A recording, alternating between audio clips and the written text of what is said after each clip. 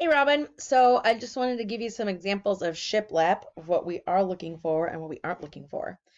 So I pulled up, oh, those are the bedroom beams. I pulled up a bunch of pictures of shiplap to show you what we're kind of looking for.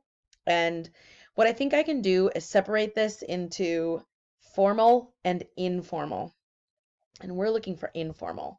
So on some of these, the shiplap is really tight together and the paint is kind of shiny. And the shiplap is smaller. I don't particularly like that one. Like I would put this one in that category. This one, you can see how shiny that is. And there's so many boards because they're so small. And I would say that this goes into the formal category. That is not what we're looking for. This right here is what we're looking for. The boards are a little bit wider. It's matte, it's not shiny, and there's a little bit more space in between them. They're not super tight. This is the formal business with the really super tight ones and small, thinner boards.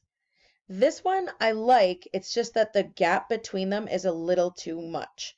So I like that size board, but if they were a little closer together, that would be better. This is pretty close. That's a little too tight. That is perfect. I love how the boards are a little bigger. There's a little space in between them. They're not super tight together. That's beautiful. That's close, but the gap between them is a little too much. It's a little too prominent. I don't want the gap to be super prominent. Those are too tight together.